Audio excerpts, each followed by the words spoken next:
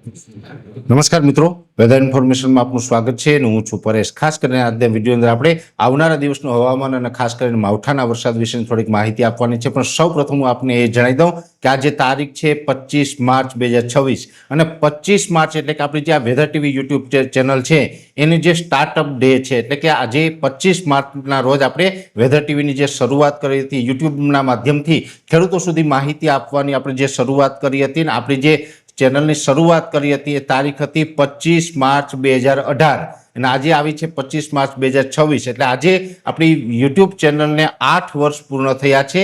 એટલે 8 વર્ષની અંદર જે ખેડૂત ભાઈઓ આપણે પ્રેમ આપ્યો છે, 8 વર્ષની અંદર આપણી જે ગુજરાતી જે વેધર ટીવી ચેનલ ઉપર 9 લાખ કરતાં પણ વધારે સબસ્ક્રાઇબર મિત્ર છે, જે આપણો પરિવાર છે અને ગુજરાતના તમામ ખેડૂતોએ જે પ્રેમ અને આશીર્વાદ આપ્યો છે એ બદલ દરેક ખેડૂત ભાઈઓના ચરણોમાં નતમસ્તક વંદન।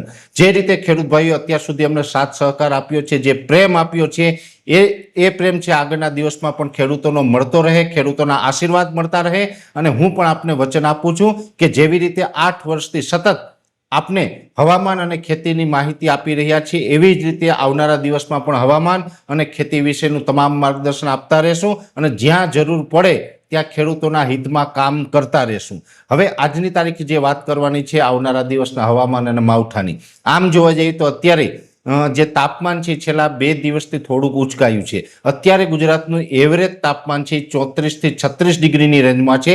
આઇસોલેટેડ વિસ્તારમાં 38 ડિગ્રી સુધી તાપમાન પહોંચી રહ્યું છે। આ જ મુજબનું તાપમાન છે એ હજુ પણ આવનારા 3 દિવસ એટલે કે આજે 25, 26 અને 27 આમ 3 દિવસ સુધી કન્ટિન્યુ રહેવાનું છે। 28 તારીખથી પછી આપણે માવઠાને કારણે તાપમાનમાં ધીમે ધીમે 2 થી 3 ડિગ્રીનો ઘટાડો થશે। અમુક વિસ્તારની અંદર 5 ડિગ્રી સુધી પણ તાપમાન નીચું આવશે। હવે બીજી વાત કરવાની છે, ઘણા સમયથી આપણે જે માવઠાની વાત કરી રહ્યા હતા કે 28 થી 30 માર્ચ દરમિયાન ગુજરાતની અંદર માવઠાનો વરસાદ થવાનો છે।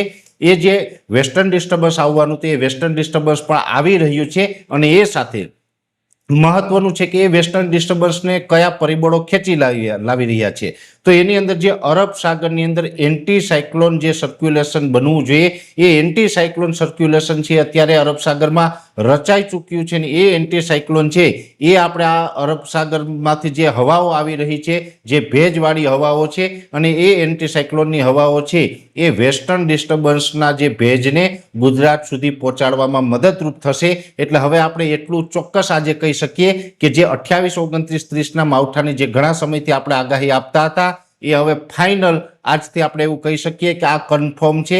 હવે આ માવઠાથી બચવાના આપણે કોઈ ચાન્સ નથી। મેં આપને થોડા દિવસ પહેલા પણ જણાવ્યું હતું એમ સૌરાષ્ટ્ર, કચ્છ અને ઉત્તર ગુજરાતની અંદર આ માવઠાની અસર વધારે રહેશે અને આ માવઠાની અંદર થંડરસ્ટોર્મ એક્ટિવિટી થશે એટલે ગાજવીજનું પ્રમાણ પણ હશે અને પવનની ઝડપ પણ વધારે હશે। લગભગ એવરેજ 40 થી લઈને 50 કિલોમીટર પ્રતિ કલાકની ઝડપે પવન ફૂંકાશે। જોકે આ જે માવઠું થવાનું છે એમાં દરેક જગ્યાએ પવન સાથે માવઠું નહીં હોય, પણ જે ગત માવઠાની અંદર જે થયું હતું કે અમુક વિસ્તારની અંદર પવન સાથે હતું એમ જેટલા વિસ્તારોની અંદર માવઠું થશે એમાં લગભગ 40 થી 50% વિસ્તારોમાં પવન સાથે માવઠું થાય તેવી શક્યતાઓ છે અને આ માવઠું છે એ સૌરાષ્ટ્ર, કચ્છ અને ઉત્તર ગુજરાતને વધુ અસર કરે, બીજા વિસ્તારનો ઓછી અસર કરે તેવી સંભાવનાઓ છે। એટલે માર્ચ મહિનાનું આ છેલ્લું માવઠું છે અને એપ્રિલ મહિનાનું પણ આગોતરું અનુમાન આપણે આપી દઈએ। એપ્રિલ મહિનામાં પણ માવઠું થવાનું છે અને એપ્રિલ મહિનામાં પણ લગભગ એવું લાગી રહ્યું છે કે 6 એપ્રિલથી લઈ અને 15 એપ્રિલ વચ્ચે કોઈ પણ એક માવઠું આવશે તેવી શક્યતાઓ છે। વિશેષ માહિતી છે એ નેક્સ્ટ વિડીયોમાં આપવામાં આવશે। અત્યારે આ વિડીયોની અંદર એટલું જ। અંતમાં દરેક મિત્રોને વિનંતી રહેશે વિડીયો લાઈક આપીને દરેક ગ્રુપમાં શેર કરવો, યુટ્યુબ ચેનલને સબસ્ક્રાઇબ કરજો અને ફેસબુક પેજને ફોલો કરજો। નમસ્કાર।